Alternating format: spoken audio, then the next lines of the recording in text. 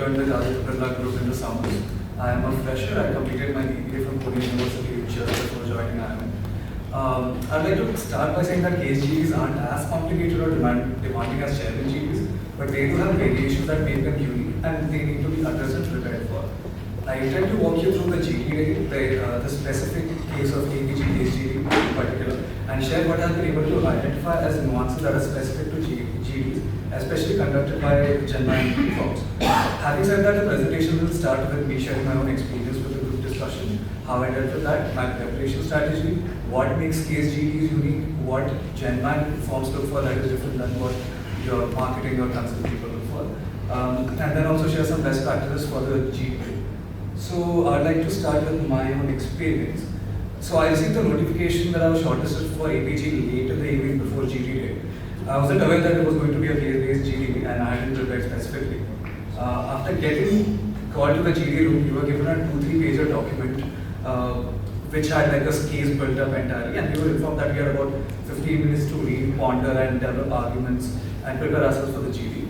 The case was about an operational logistical issue that was causing like a fast fashion brand within a multi-brand firm, similar to ABG Fashion Retail, to not update their collection in time, and they kept losing out on sales because they were not being able to update their trends readily. The case was initially felt like it was about logistics and operations, and the case had asked for remedies for the supposed problem. I realized at that point of time that I was at a disadvantage. If the discussion ended up being entirely about supply chain and tech-based intervention, it would not be my area of comfort and I would not do well.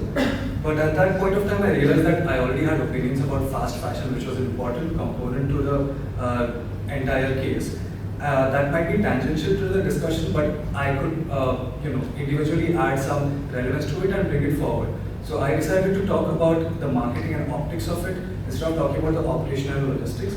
So the way I did it is, initially I didn't initiate the conversation. I got a read of the room for like a couple of minutes before I started on my plan tangent. I'd like to point out that initiating any GD is a very important task. Mischaracterization in the first step will massively hammer your chances of getting your PR. So if you decide to start a GD, characterize it well. You don't necessarily need to go on for a minute. Just say that these are things we are going to discuss. These are the outcomes that we expect from the room, and that enables like the flow of conversation to begin. So the initial comments were kind of vague. They were like, we can use AI, ML, tech-based interventions in order to solve this issue. It was something that I couldn't add more to on a personal level. So as I heard more people make comments for the next couple of minutes, I realized that they didn't have too much that was concrete. So it made sense for me to bring up a new radical sort of approach to the case. So I started by defining what fast fashion was, which is basically that the cost of upkeeping or like washing the garment is much more expensive than just going and buying another one, which is the characterization across the world. But we, like Indians, don't consider Zara to be fast fashion, although that is the definition item. Then I presented my argument about how bad fast fashion was to the environment, coupled with some statistics that I knew of in this sort of area. Then I went on to suggest that the only way to deal with fast fashion is to not do fast fashion at all. This was extremely radical for the room, because I was suggesting that the business that we were supposed to discuss it on should not be a business at all. Why I did that and why it made sense, I would come back to that later. I gave an example of a fast fashion brand that will remain unnamed that had claimed to be green and sustainable. And then it was found out that they were employing sweatshops workers in like third world countries, and their entire kind of sell of being a green fast fashion brand went out the window. And because their entire green messaging was then termed as greenwashing. So I also explained how being termed as greenwashing can tarnish the reputation of the entire firm. It was mentioned that it was a multi-brand firm, a multi-brand fashion firm. So how it would tarnish the reputation of the portfolio is something I brought forward. This made for a strong and unique argument and showed to the panel that I was thinking ahead of the curve, another very important phrase that if you want to crack GenMan GDs, and I considered the overall business dynamic, which is what I considered to be the reason that I got a PI call on the next day.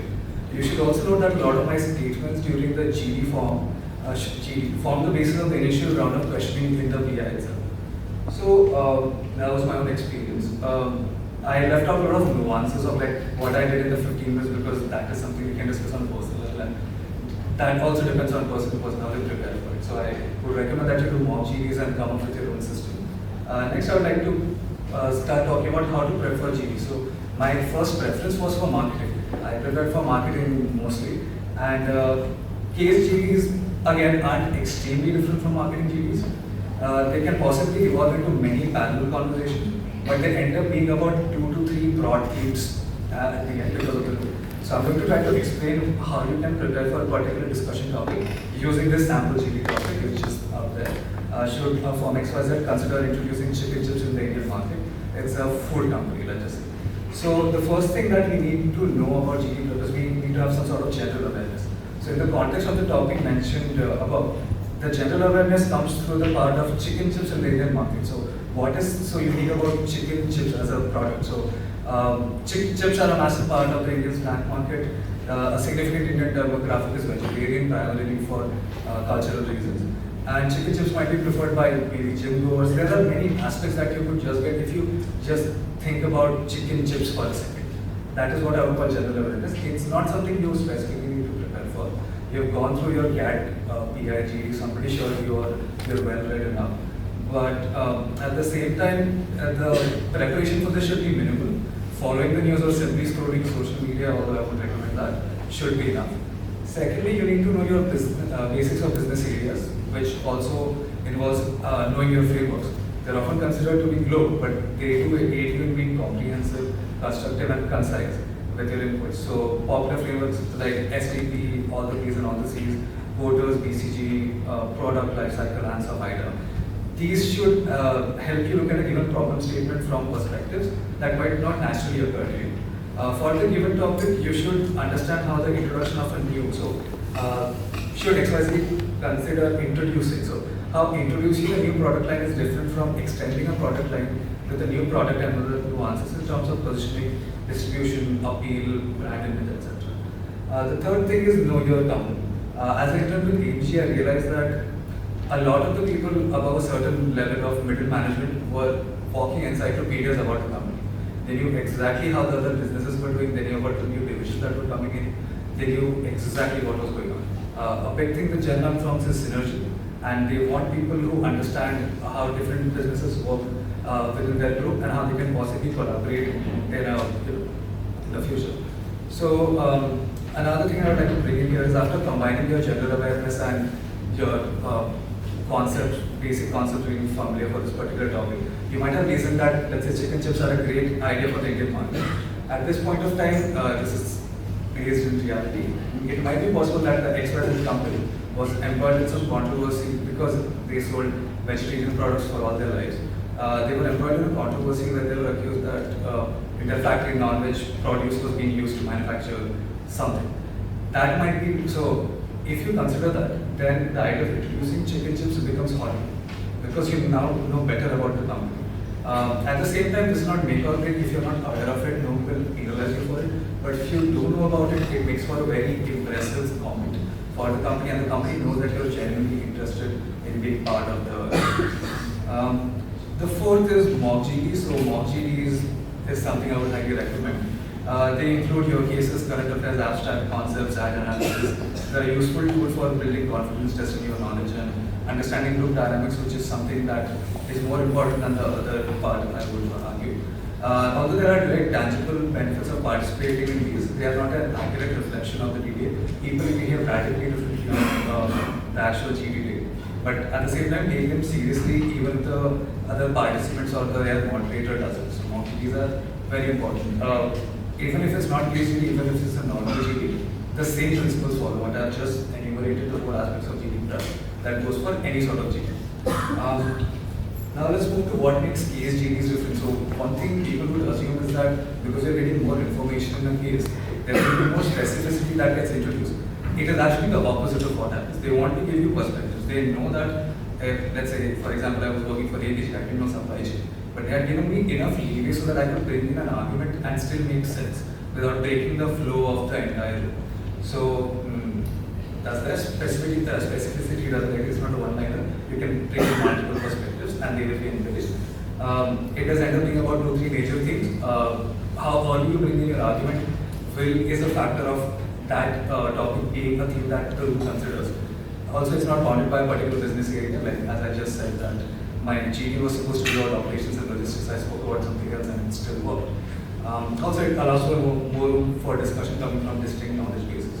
One thing I'd like for you to know is that in this GD as compared to other marketing GDs that I've prepared for, there were about 5 to 6 people who I met later when I went for my internship, and they still remember what I had said in my GD. And they were very curious about what I had said, and that was the reason I was in the PR. And all these people were business heads across the group, and they were not all from like finance or like a specific sort of business domain.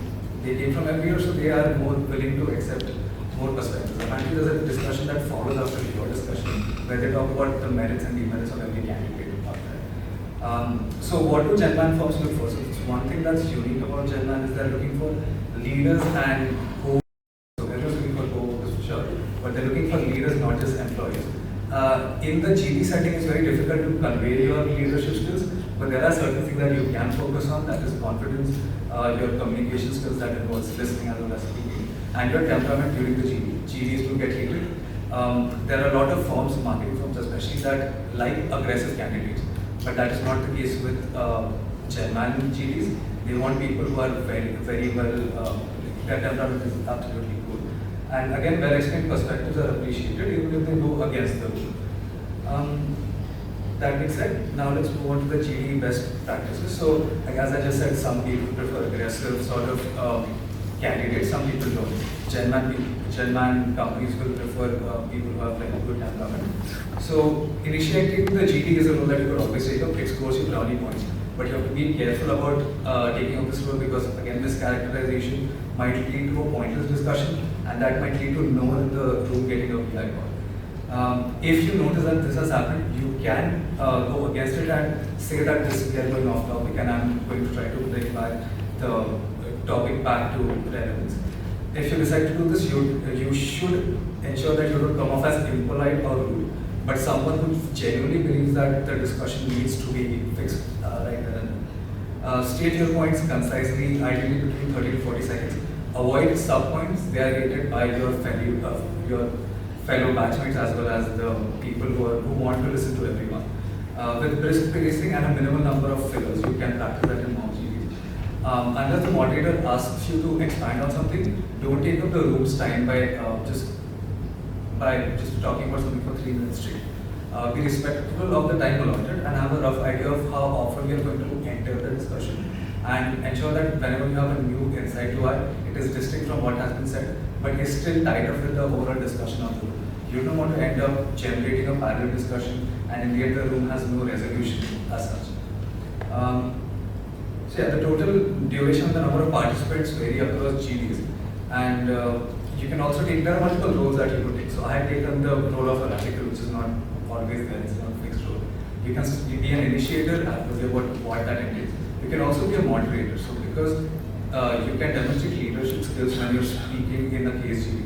You can take up the role of someone who's asking people to come in and speak, who's noticing what other people are saying, and who can kind of summarize every 3 minutes or so.